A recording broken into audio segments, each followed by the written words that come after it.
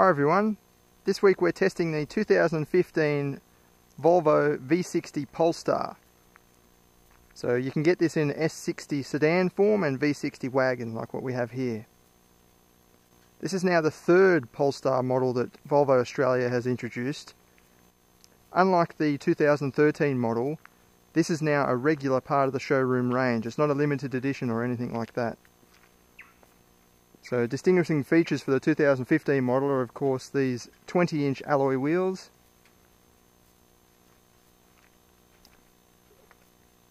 and the 6-piston Brembo brake calipers hiding behind the front there. Externally it's basically the same as the 2014 model. But like the 2013 model, this is based on the top of the range S60 or V60 T6 R-Design.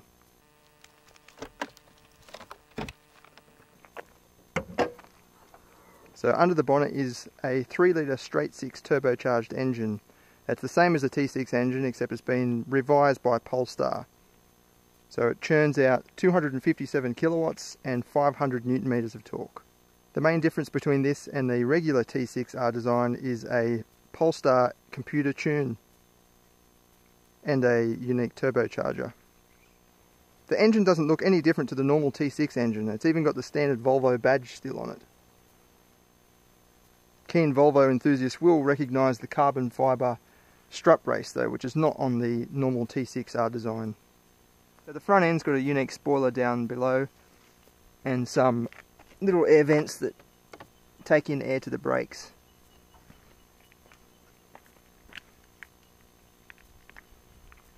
Then of course you've got the Polestar badge, which has grown in size over the last 2 or 3 years. Any performance car that comes out in a wagon is usually immediately ranked as cooler than the sedan version, and same can be said for the V60. At the back you've got a pair of unique exhausts poking through the little diffuser underneath.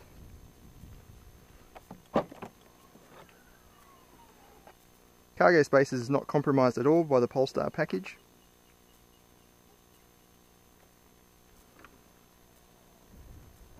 So the other big difference with the Polestar is that it's not just a special edition with some stickers on it. It's a fully redeveloped version of the V60 or S60. Underneath is a competition style Olean suspension setup with unique springs that are 80% stiffer than those in the T6 R-Design and completely adjustable dampers with around 20 different settings. To give the otherwise sedate wagon a distinct sound, there's a full Polestar exhaust system. I'll show you what it sounds like.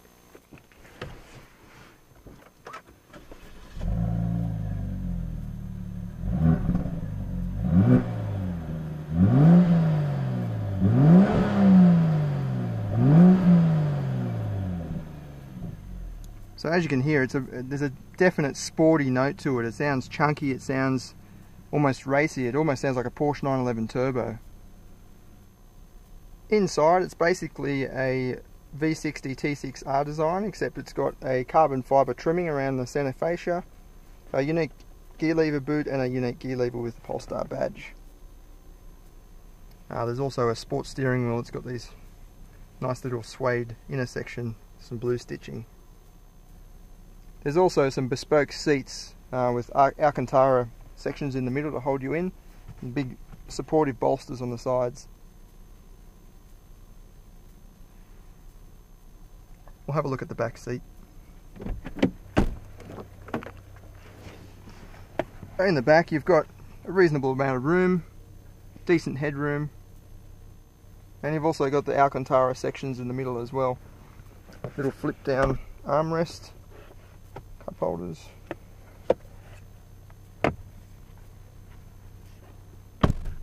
It feels pretty sporty in here even from the back, especially looking at the seats with the blue stitching.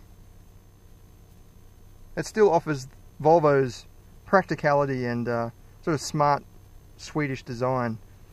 Air vents in the back and the B-pillars, and you've got seat heating functions for the outer passengers.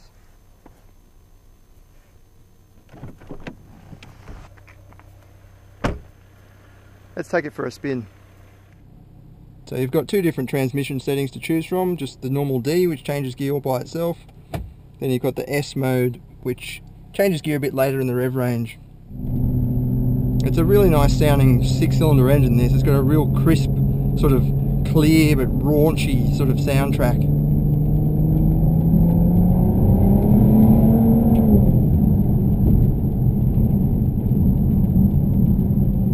Polestar has made some refinements to the transmission, so it changes gear a bit quicker.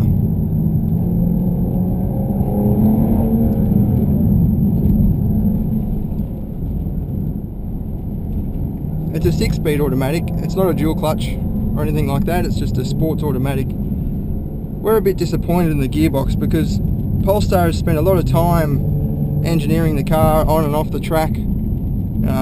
Fit, you know, proper Brembo 6-piston brakes and Öhlins suspension with adjustable settings, and it's a real performance focus. But then you've got this transmission, which is, in my opinion, not that much more sporty compared with the normal T6 R-Design.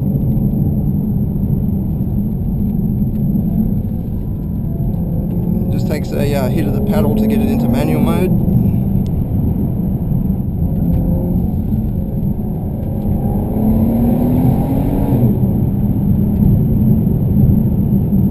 There's no escaping the performance of the engine though, it goes really good. Maximum torque is available from just 3,000 RPM and holds on until about 4,500 RPM. So you've got a really strong mid-range. Maximum power comes in at 5,250 RPM, which is quite low for a petrol engine.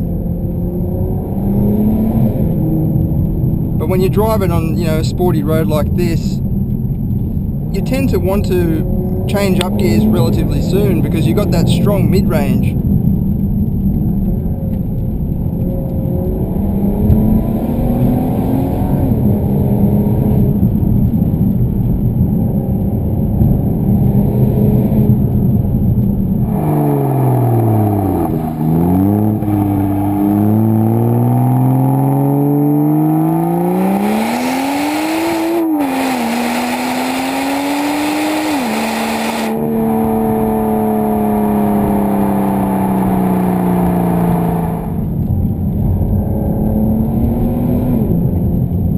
The suspension is quite firm, it's quite jittery.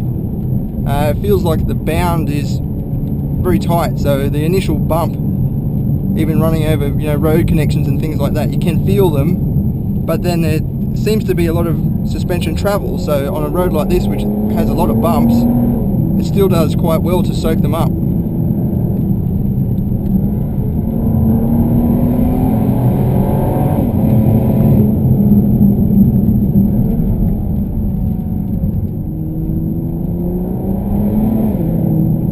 In terms of handling, it's quite capable. You can pull some high G-forces, partly thanks to the Haldex 4-wheel drive system.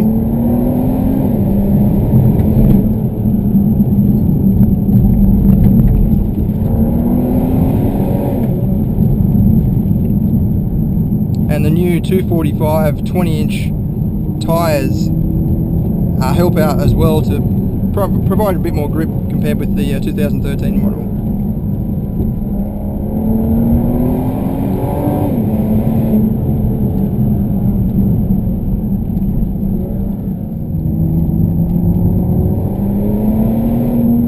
Yeah, that Haldex 4-wheel drive system, you're never going to get unstuck. Even if it was wet here, I'm confident that it will pull you through no matter what you do. You can throw the weight around a little bit. There is a little bit of body roll, surprisingly, given that the suspension is very taut and firm. But it sort of comes back to what I was saying before, how there feels like there's a decent amount of travel. It's just the initial bound is quite tight, but you can change a lot of this with the damper settings, so 20 different settings.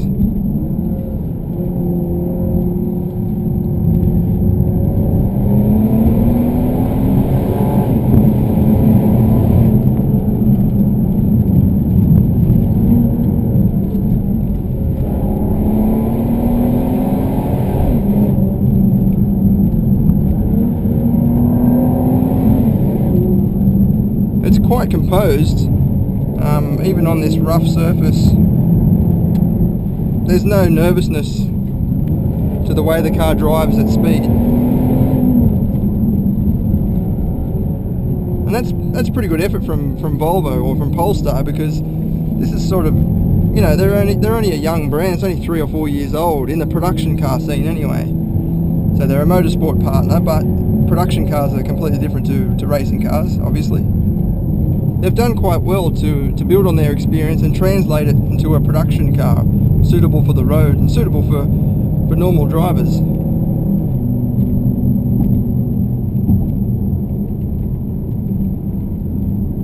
And then of course you can just put it into D and it becomes a calm and relaxing wagon. Being the top of the range Volvo V60 or S60, you get all of the safety condiments that Volvo offers. Okay, so we'll do the adaptive cruise control. This is definitely the best adaptive cruise control I've ever tested. A lot of cars are coming out with it these days, but some of the systems are quite crude. So to engage it, you just turn it on, hit your speed, so I'm going 111, and you can use these buttons here to change the distance between you and the car in front. I'll just put it close to show you. So I'm not touching the brake or the accelerator.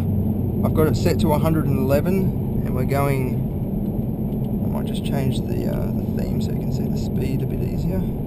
So we're going 106 and I've got it set to 111.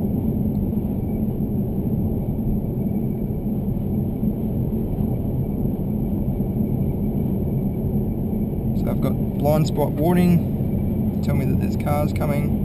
And when I overtake this truck, the sensors at the front it's already picking up speed. And see how close that is to the car there? It's maintained that, it's very aware of what's going on around it. Some other cars that have adaptive cruise, you'll pull into this lane and it will wait for that car to drive, you know, well in front of you, and then it gives you this sudden acceleration to build up speed, whereas this just gradually, it's like it's constantly reading everything around it. It's a faultless system, really. I'll just jump behind this car here and see what happens. So I'm not touching the brake or the accelerator. And it's just eased down on the speed. It doesn't. So some systems out there are quite crude. It'll suddenly realise there's a car in front, and the alarms will set off a, you know, audible sound, and then you hit the brakes and cut down your speed really quickly when it's not really necessary.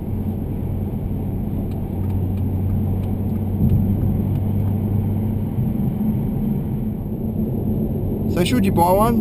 Well, this is only Polestar's 3rd production model, so you have to give them some leeway. Other companies like BMW M and Mercedes AMG have been around for decades, and they've got plenty more, you know, expertise that they can build upon. Whereas Polestar's, it's got years of motorsport pedigree, but it doesn't have any production car sort of history that it can look back on and improve on. And in that respect, this is an excellent car. It's a, you know, it's a great first step. There's word of a V40 Polestar coming next, and also a high-performance SUV based on the brand new XC90. We'll have to keep an eye out and stay tuned for more on those. Like all reviews, there will be a full written review on the website, performancedrive.com.au. You can check out more information and photos and things like that.